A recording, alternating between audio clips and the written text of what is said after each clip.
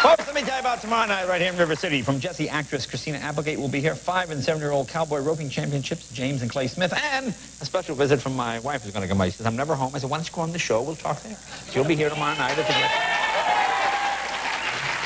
Later in the week, Alan DeGeneres will be here. Bob Costas, Kristen Dunst, Monica.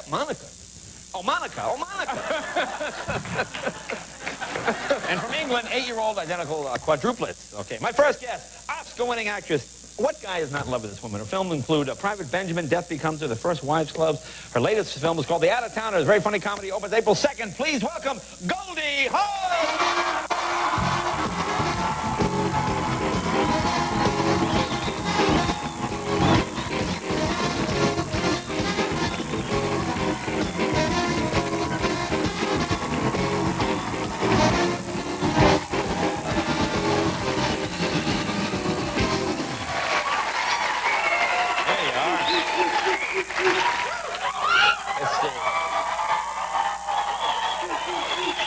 There you go. You look great. Thanks, honey. You always make a great entrance. Well, do me a favor. Would you snap this? Would I snap that? Yeah, it unsnapped. Oh, I thought... Have I broken it? Oh, I'm sorry. I must have broken it somehow. I feel bad now. Is the other side broken too? I'm sorry. I feel terrible. Does it go on the first one or the... You had to take it off. Now you got to put it all. Wait, does it come on the second? Yeah, I'm in high school now. There we go. Is that right? So much to talk about. Is that right? Oh, I have it on the wrong one. Oh, who cares? Oh, well, maybe it'll unsnap again. Well, how does it look? It looks great. Let me see. It looks great. I saw you down at the Oscars last night. That was very funny when you were standing. What were you trying to get back to your seat and then? Yeah, I went to talk to Warren for a while. You went to talk to Warren. I got waylaid. Oh.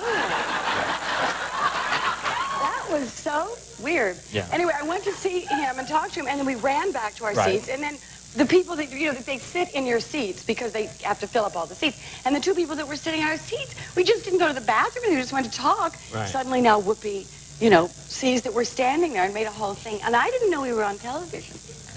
You didn't know you were on television? Well, no. Oh, not at that point. You thought you were still on commercial. Oh, I see. I mean, I knew I was on television when I was on television. That makes it fun. Huh? Well, I want to ask you now, when you and Steve come out, you guys make a great comedy team, by the way. We you guys had are fun. so much fun, I swear to God. You guys are really cool. It was like he played the horn and I played the piano, and then sometimes he played the drums and I played the bass. We were like a great duo. Yes. You know what I mean? Yeah, yeah. Jamming and playing the bass and the cello and everything else. Exactly. Now, it's one thing I didn't understand. When you're talking about Gods and Monsters, the one best screenplay. Yes. Now, you said you lived in that house. Oh, my God. The actual house? The actual house that was written about, okay? Oh, okay. Was the house that I brought all my children home from the hospital in and raised them till they were teenagers, and then we just moved out a few years ago. But that house was the house that he lived in. And, they all learned to swim in the pool, and they all did this stuff. And people used to say, and I thought, my house was haunted. And, actually, the house was haunted. One time I was talking to my dad on the phone, and I saw my plant move. I mean, literally, it was a grape ivy plant, and it was as if somebody had waved their hand across it. And I said, Dad, I think there's a ghost in the house. And he said, well, of course, I was crazy, which he thought I was anyway. No. But then we would have lights go on, lights go off. But by the way, the greatest vibe in that house, my children still miss that house. Yeah. And so when I was there giving the award to this guy, I got excited. I was living in the moment. Sue me. It wasn't. So you pick up vibes from a house. Can you walk? Does that happen a lot when you go into houses? You get a vibe? I do get a vibe. I started this like years ago. I started getting kind of dizzy and lightheaded if I go into a house that was haunted. Kind of. Waylaid. So you walk in and right away, do you get a vibe right away, or you have to be there? For example, if you have a few drinks, do you find the dizziness comes on soon? You know what? You want to know something weird about that? You know what? I get really psychic when I have a few drinks. Really? I do. It puts on a whole, other perspective on everything. And And I see right through you, babe. Really? Yeah. No wool over my eyes. Now, how about... But anyway, yeah, go ahead, because this is interesting, this house thing. It's very weird. Yeah, so I went into a house in 1970, and I literally was going to buy the house, and I felt very weird. I left the house. I said, geez, you know, I have a really bad feeling in this house. I feel like bad things happened here. It was a bad vibe, you know. And guy checked the house out for me. He said, don't buy that house, because Michael Curtiz lived in that house, who was a film director, who was a cripple. The guy that was in the house just lost his money. A baby was killed in that house. Someone drowned in the pool. The house had a history of bad luck. Gene Hackman bought the house, and I tried to tell him. I think he got a divorce.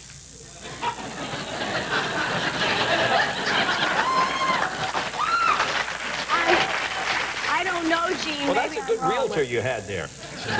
Well, actually, it wasn't a realtor, but you tell me your story, because I know you've got one. Well, actually, you know, my wife is similar. We go to look at this house in Beverly Hills. This is like 12 years ago. Yeah. We said, whenever at the time, we're never going to, let's drive around Beverly Hills. We see a house kind of in our price range, in Beverly Hills, up on Cielo Drive. Yeah, I like that drive. So we go along there, we go in the house, and I said, this house is creepy. This is a beautiful house. I said, how long has it been empty? I go, oh, it's been empty about 15 years, 18 years. I said, 18 years?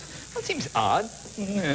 Well, some family problems with the house. Oh, family problems. Well, I don't know. Why do I care about family?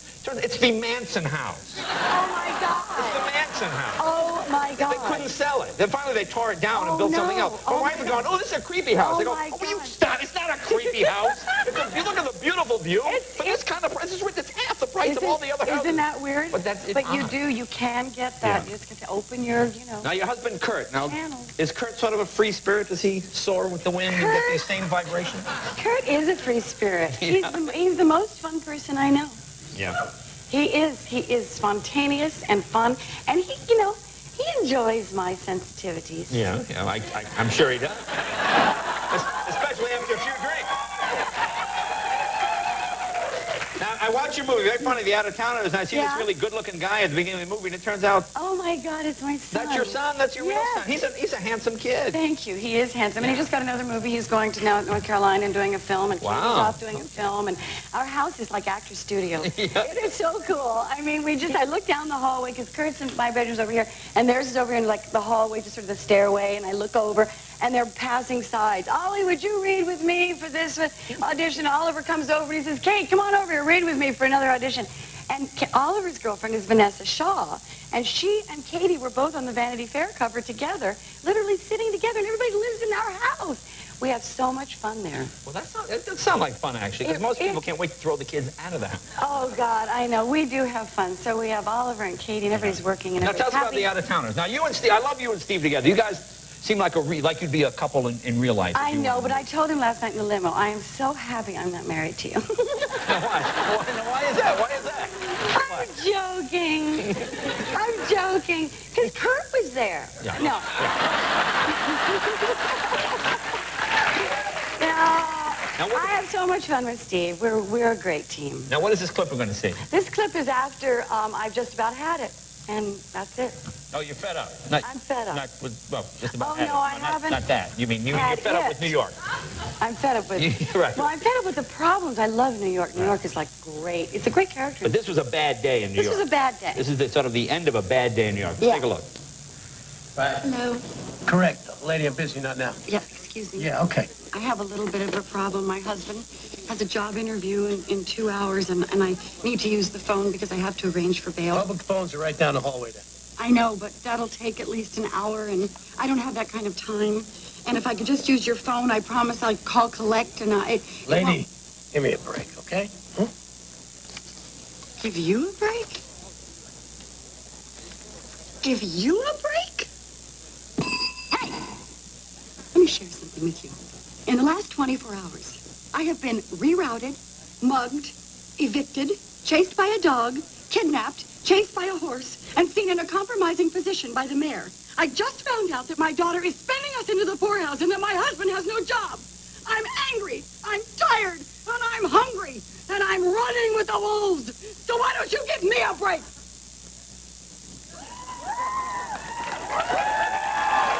Do I dial 9 to get out?